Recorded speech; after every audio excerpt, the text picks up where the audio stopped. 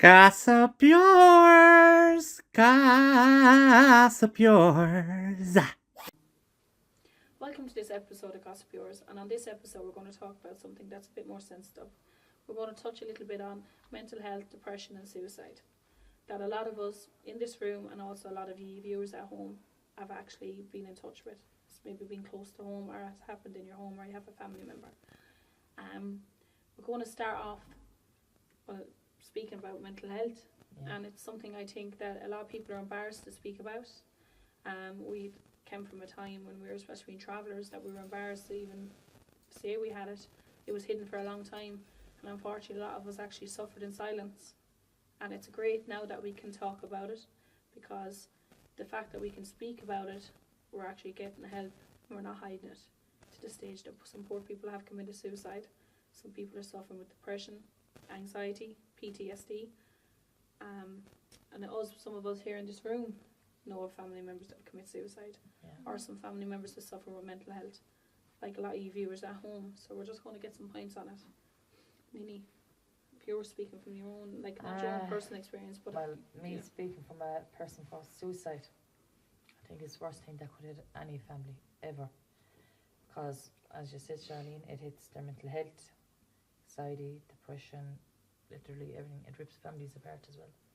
Not only that, I think it's the biggest loss that any family could ever have or get. Oh, it is, because you feel your time is took too short. It is. Like I think for me, like I've suffered with it, like yourself, Nini, in their families, and I think you can, like, not that you can accept it. Like my mother passed away with cancer, and it's not that I can never accept my mother passed away with cancer, but she was sick. You know what I mean? That was God's time to take her home.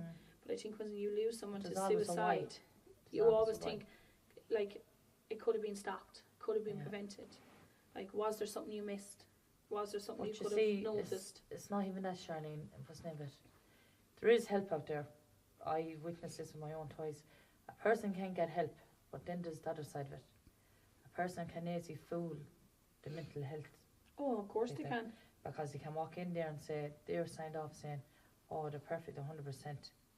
That person's walking out there with a fake smile. It's always the happiest person, isn't it? Being a fake person. I see that when they're done it, what's the name of it? And yes, behind closed doors, they're broken inside. They're suffering. They're suffering. They feel really, empty. Really deep down inside. And then what's the name of it? There's another side of it.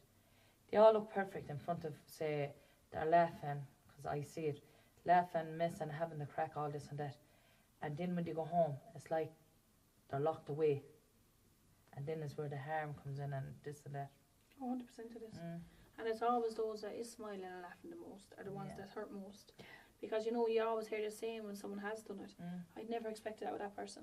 Because that's always the person that's making everyone else smile and everyone else laugh, but they're hurting inside themselves. They're suffering inside themselves. And I think sometimes from ourselves, like I'm only speaking from my own experience. I went through all these stages myself in life.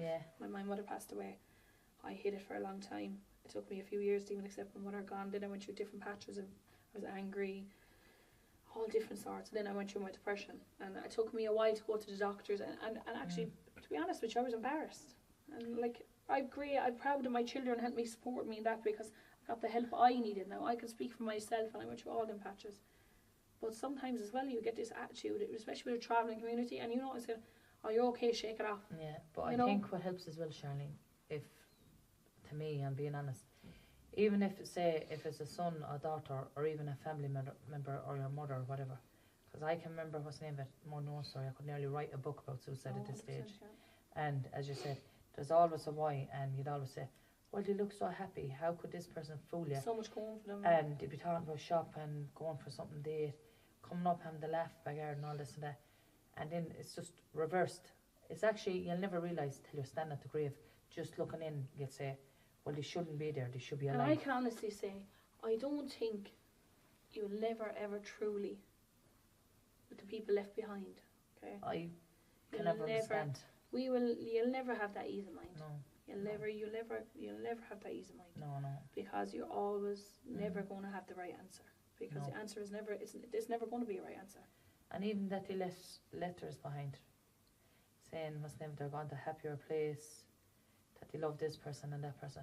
And I remember I said one time, how could a child think that they're going to have a happier place? Or how can they say what's name of it? Oh, they didn't mean to do it or this or that. I could never I couldn't get my head around, you know, even to this day. You won't. I can never understand. No. And you know, even if you look at pictures or even go to the grave, you'd say, well, why like? Would you? Of course you would. And you know something, you'd be thinking, they should be here. You would, yeah. They should be happy. Yeah. They should be here. Why are you gone? Yeah. And like, I know from us sitting in this room and a lot of viewers watching this, we've all lost someone to suicide. Oh, yeah. Big time. And it's something that you'll never conjure or overcome. But I'm just saying to anyone that's watching this, because we're sitting in this room, we know what we're speaking about. Ask for help. Don't feel embarrassed. No. Don't think, oh, I can't talk about that because I'm a member of the travelling community. Ask, No matter speak. who it is in family, either brother, sister, mother, father, cousin. Come and talk about it. Even if you have to go somewhere, just talk to someone in private, go and do it. And sometimes I know you can feel embarrassed because you don't want to talk. Sometimes you don't want to talk to family members close. There's helplines there, private and confidential. Yeah. Pick up that phone. Ring somebody, because you know, just getting it off your chest, getting it off your mind can be the difference of actually feeling that load is halved. That's something simple and minor that now I know I can talk about it. I don't need to feel embarrassed. And if you're suffering with anxiety, you're suffering with depression and mental health, you're not alone.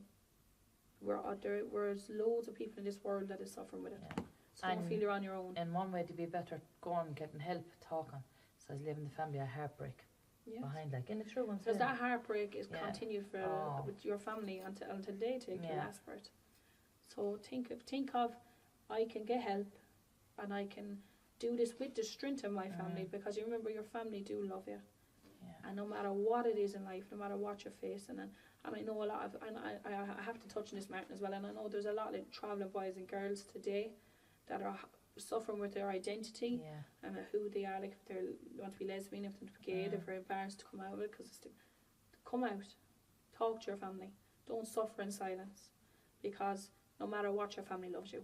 Yeah. Okay, and yes, sometimes it might be hard for them to understand, not that they can't accept it, it's just the understanding of it, and after they sit down speaking to you, they will understand it and they'll love you the very same way. And if you think you have, take a bit of time, but look, of course it will. Get there. That's what I'm saying. Like it's the understanding. It's not that they're not accepting. It's understanding change. It's understanding that.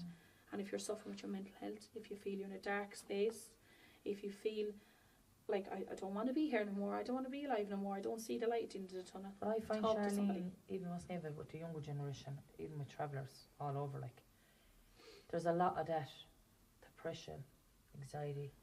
But there's a lot of pressure on them too. Yeah. There's an awful lot of pressure on them, Nelly, and I think that comes from it as well. And I also think like it comes from the younger boys and girls, and you can probably agree with me on this, girls, now. You know, there's a lot of pressure on young fellas today, I'm going to say. Now, girls as well, right? But we're going to talk about young fellas for a minute. Because they have this thing of, if they don't have a new car, if they don't have this, if they don't have a watch in their hand, if they don't have a new few iPhones. pounds, okay, a girl don't want them, a girl don't want to look at them. There's so much pressure on young fellas that they have to feel they need to have this and that, and that alone can be a pressure for a little boy to say, sure, I can't get that, lads, I can't. And he could love a little girl and she might want him because of that. They can do harm to yourself over that. Them things don't make anybody any better than the next.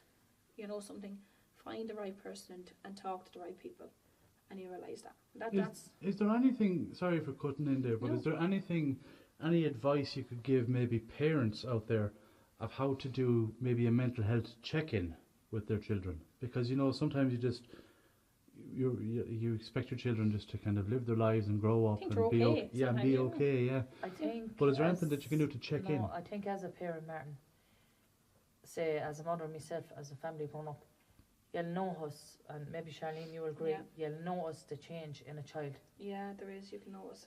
I wouldn't like my mother or my father coming in asking me, "Oh, how's your mental health?" But I don't ask you how your mental health. No, say like if they're like I know, like I just I'm a very stubborn person. I just get up and kind of go on with it. But at the same time, there's like certain things that my family like kind of pick. We notice in a change. Yeah, it's like Kathleen there. If I'd know if she was having a bad day, or I can tell if she's looking for something, I'd often say, "Why are you looking for?" Oh, she'd say nothing. And I'd hear her in the room rooting and tearing and stuff. I'd say, well, if you're looking for such a thing, I put it there. Oh, I thought you were going to kill me. I didn't even know where it was. And I looked all day for it. No, but it's like and you'd see the relief off her face. Yeah, no, it's like now with my I can notice with your sons and stuff, they can get very angry and get very frustrated and go into themselves, they're not themselves, and that's their way of kind of, knowing there's something wrong. Like for my girls, I notice, like, I know when they're not themselves, like, they go off, they're like not talking to you, they might go to the room, or they can get extra moody. So I wouldn't exactly say, Who gets extra moody in the house as well? Oh yeah, I can have my moodies. I'm not saying I don't, but we're on about how a parent's point here. Okay? Well, I'm on about my point with the mother. No, but I'm just saying, like, and I wouldn't actually say, okay, how's your mental health? I wouldn't exactly say it like that. But what I'd say to them, are you alright? Is there something wrong? How are you today? Do you know? And she'd be like, I'm grand.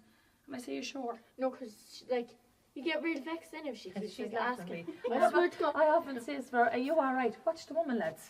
No, because you get real vexed, like, if they're asking you, are you okay? Are you sure you're alright? Because she won't stop until you say, no.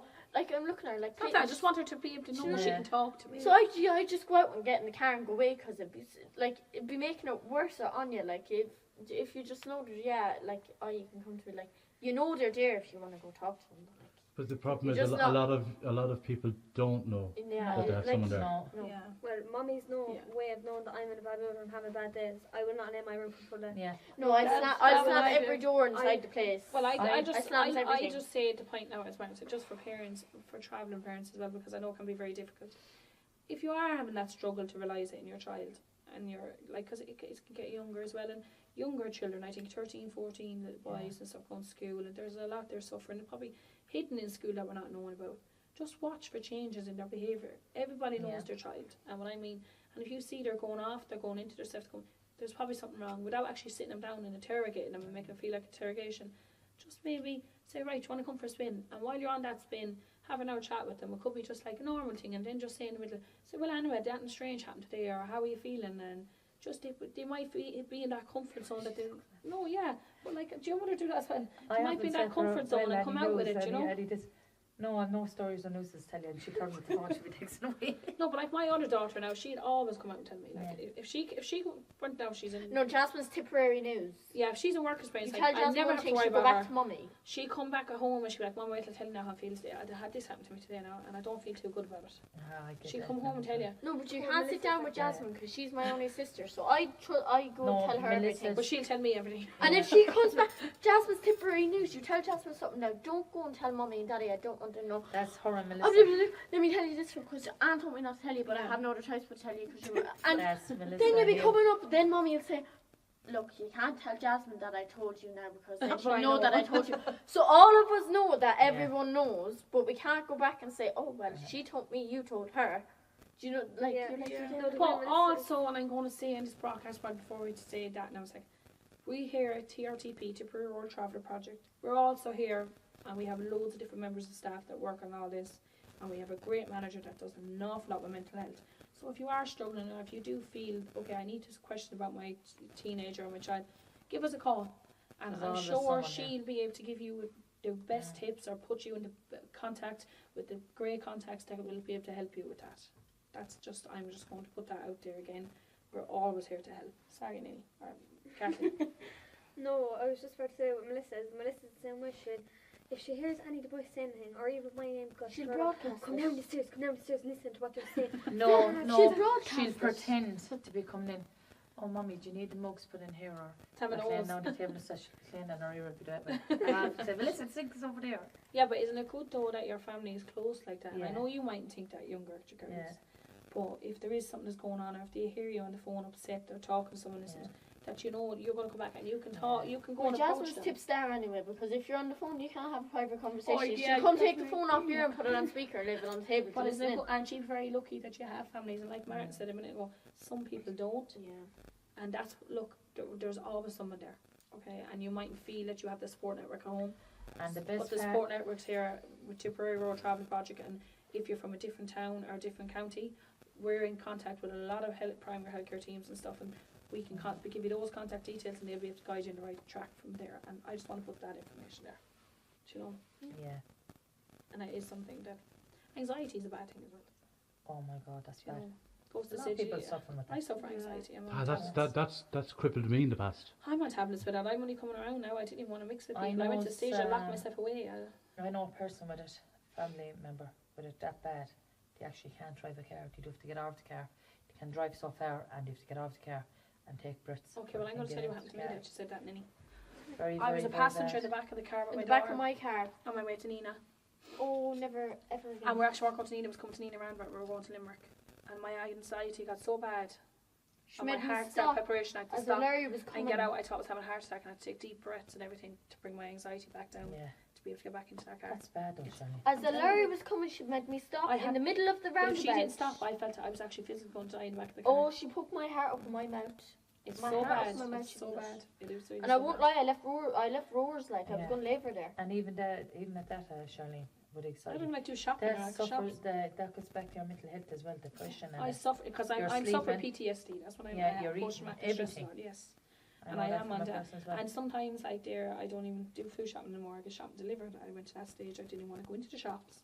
But my medication is starting to help me a lot, and I'm starting to build back my confidence a little bit. But my anxiety is still very bad. Like you see me here yesterday, I had a very bad day. Do you know? And I was like, whoa, I had to shut myself away from everyone for a while because I get so bad that it gives me severe migraines and shuts me everything down. It's from stress and anxiety. Yeah. So it's bad. But look, I'm lucky. I have great support network at home. I'm very blessed with my support I have around me. But some people don't. Do you know? I have family members that suffer so bad with mental health. It's actually heartbreaking to see. Yeah, we've that. It's heartbreaking to see because it's just, do you know. And I think, just on that note, as we finish up, I think it's important for everyone to know that at some stage in your life, your mental health will take a dip. And whether or not that dip lasts for a prolonged period of time will determine whether or not you have mental health issues. But we will all go through phases where we have moods. And I think it's important, like little spaces like this, like thanks for opening up about it, because like we didn't know you were going to. Yeah. But that's so important, because when you normalise mental health issues through conversation, other people will know that they're not suffering alone. No, they're and not. that there's a way out. And sometimes that's what depression and anxiety does. It makes you believe that you're the only one in the world going through that. In a small box, 100%. And believe me, there's probably 1 in every 10 persons suffer with it, if not more. So you have to remember you aren't alone. Yeah. I suffer with it. I have a great support network. I've had my very bad days, and I'm now coming to my better time, all because I actually spoke out about it. And I accepted, and I said, right, I need to get help. And you know something, if I was to keep thinking in my own mind, where I'm ashamed or shake it off, this is something you're going through, I'd still be suffering where I wouldn't be the person I am today. So just get help. Talk to somebody. Power to you all. Thank you. Every one of you. Gossip Bures, Gossip Bures.